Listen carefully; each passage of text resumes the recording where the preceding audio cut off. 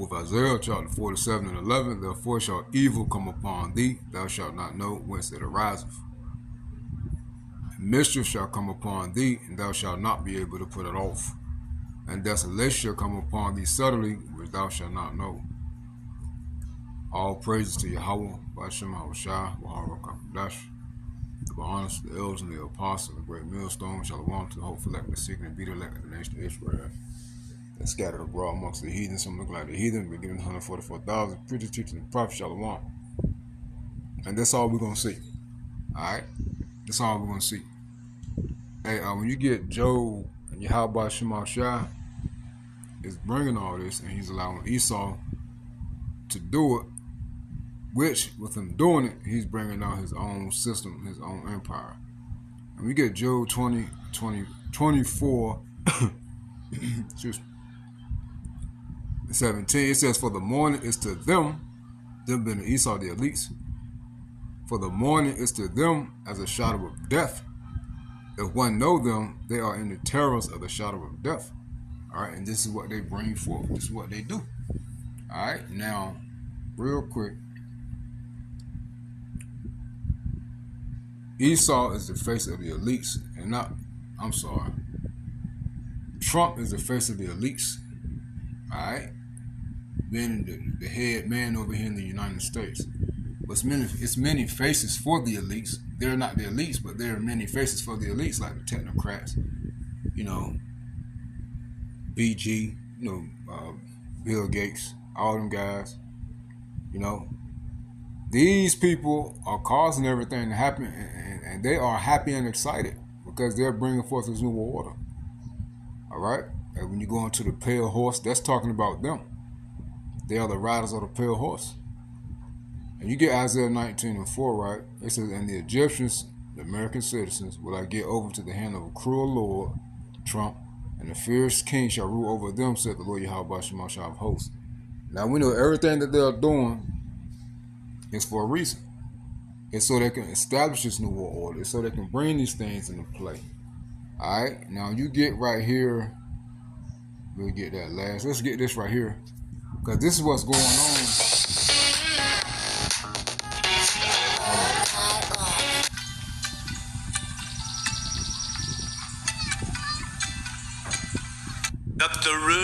This is what's going on over here in Ireland. Shot in Belfast after homes destroyed and riots. Now they blaming it on the immigrants. They said one immigrant man stabbed an Ireland citizen, and they just went into chaos. Well, what you think they've been doing over here in America with those that came in through the border? That's why they got ICE out. So you see, the narrative is the same. All right, in these America, NATO, and the EU countries, man, it's the same. So what you're seeing going on over here in Northern Ireland, it's gonna hit America even harder. All right, for the same reasons, the immigrants, the cost of living, and Trump is happy about it. The technocrats are happy about it, and we're gonna play the video on Redacted. Well, Trump said he's happy about inflation. I mean, he's happy about the chaos. All right? They are happy. Hey, us as the hopeful elect, the seeking to be the elected, we happy too. Because we know these devils are bringing down their own empire, and the Heavenly Father, Yahweh, is going to show his power by sending Yahweh shot and take this joker down, man. And if we part of the elect, we're going to be delivered. But at the end of the day, all Israel is going to be saved anyway. But we need to strive to be of the elect, man. Special reward coming, man. Hey, loyalty is what's being pushed here, man. All right? Being loved by Yahweh Shema Shai, the first fruits, the favorites. That's a special spot, man. Let's play that. In a capital city in the British Isles, people are forced to flee their homes by a mob which was intent on causing havoc and setting fires. It is a shocking reality and a terrifying experience for those who had to grab what they could and run for their lives. I only got 3 things from the house, and the only thing I did not get from the house were the letters my children wrote for me, because that is all I have from my children. The letters that they wrote for me 3 years back when I was leaving them back home. I think that is the only thing I didn't get. I only got my passport, my laptop, and my uniform, because I have to go to work. Until last night, Samaya and Stella were Belfast housemates. They are student nurses from Uganda. Can I really be able to stay here? Will I be safe because of what happened and the whole experience? So just know I'm scared. And that's nothing, man. See, all y'all people think you're going to go to another country or come here to America and seek peace and live a better lifestyle. No, man. We told y'all through the spirit of prayer, how about Shema Shah, you cannot escape the wrath of the Lord, man. This is a global thing right here, man. All right? It's terror on all sides. All right? Not just America, but the globe. All right? Yahweh Shema Shah has these elites to set people in place to cause these things to happen, to bring terror so they can set forth this new world order, man. This digital system, which is going to lead to the MOTB. It's all a part of the plan. All right? People riding over food, the cost of living, all of that, man. All right? You cannot escape the judgment and the wrath of Yahweh Shema Shah. What's that, Deuteronomy 32? No one can deliver out of my hand. Keep on thinking you got a master plan. Hey, man's counsel, man's thoughts will come to naught, man. The unrest spread across the city last night. A bus was torched in rioting that police described as an act of self-harm. We were filming alongside firefighters in the nurses' neighbourhood. The police have described pockets of disorder across Belfast. Vehicles set alight, police vehicles attacked. But what happened here is really disturbing.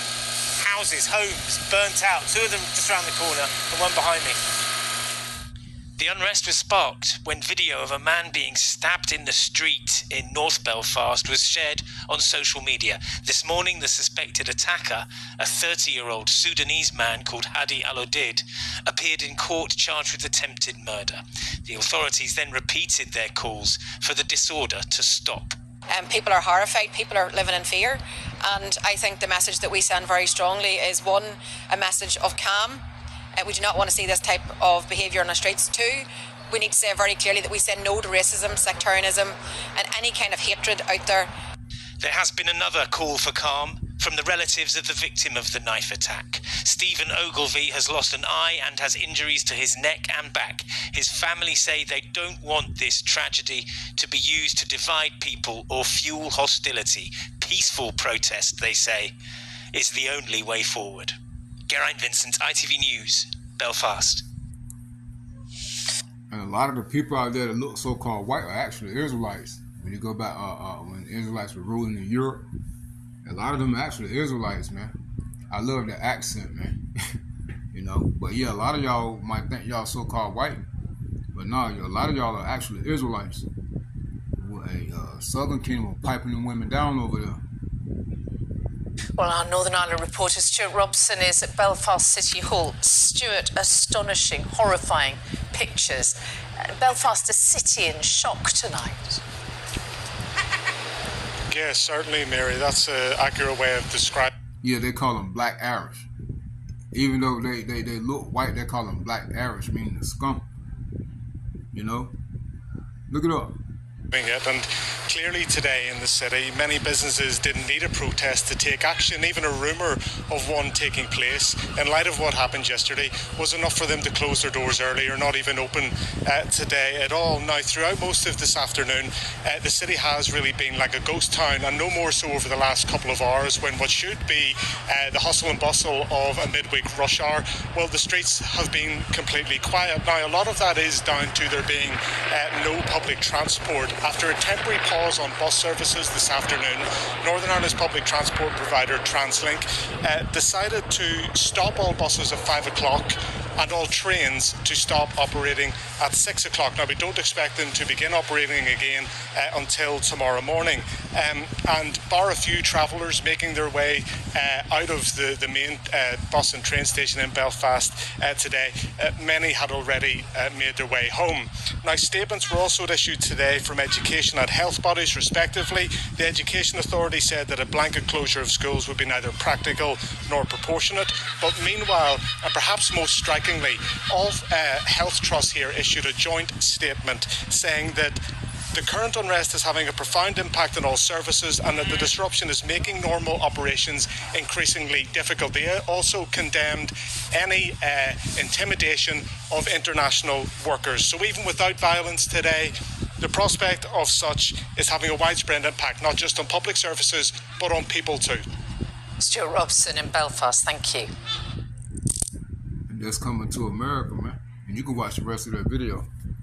And that's coming to America, you see, because of the chaos, they have the order in place. Alright? Curfews, man. Checkpoints. Alright?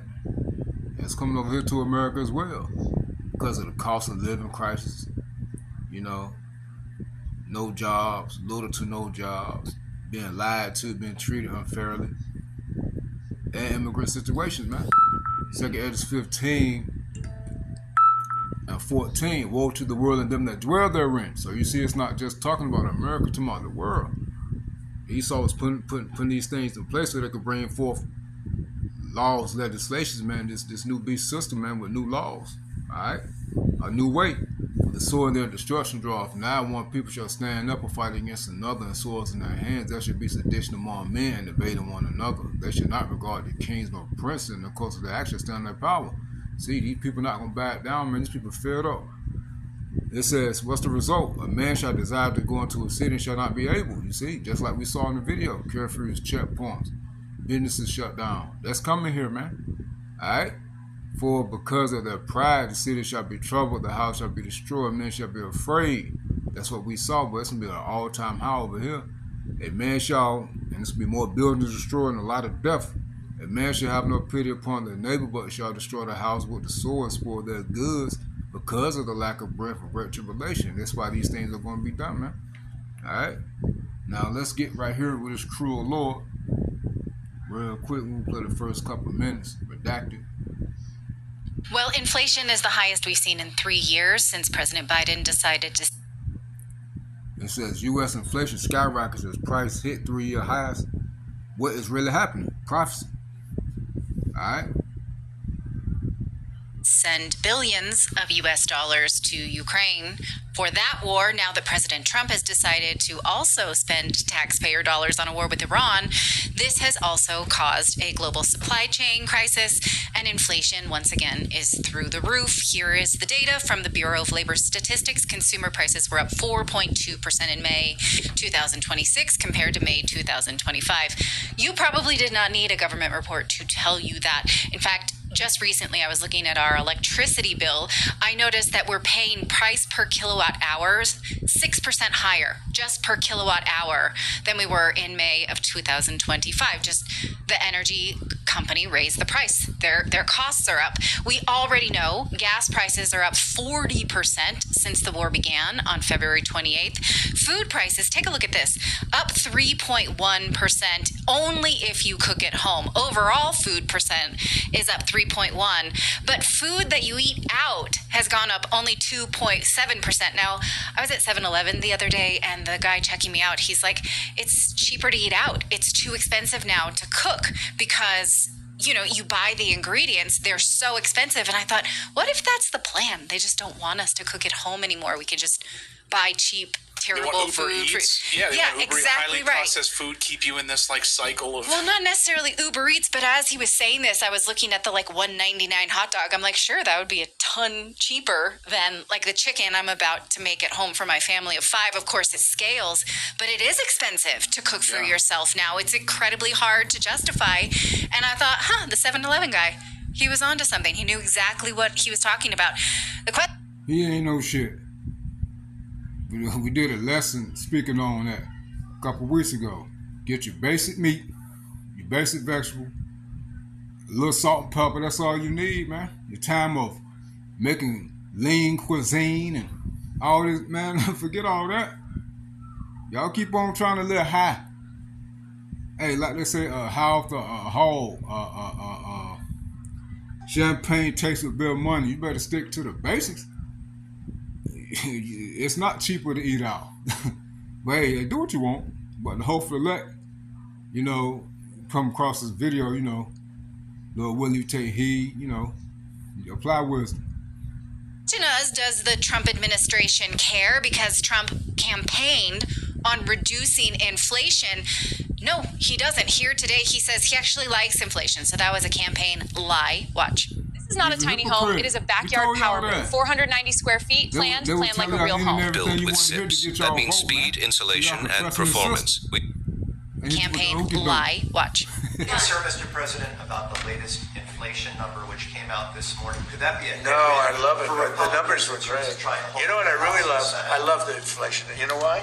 Because as soon as this war is over, you know, I can say it now. Something you didn't know. Do you know we've been taking out millions of barrels of oil? Nobody knows it. You know who doesn't know about it? Iran, until right now. We took out the other night 22 ships. Late at night with no lights, because they don't have any radar, because we blasted the crap out of it. We took out, that's why oil's $85 a barrel. I mean, you take a look. What does that have to do with the price of milk? I don't know. Last week, Philip said he bought 3 bags of groceries for $160. Philip, does this make you feel better that we've stolen oil from Iran? I mean, are you familiar with the logic fallacy of false equivalent? Because I'm pretty sure that's what the hell do those two things have to do with each other? Right. I love inflation because we steal oil. Like I'm happy to pay $160 for 3 bags of groceries because Mercury's in retrograde. Well, what the hell does that have to do with anything? Like, I really stop making don't shit know. up.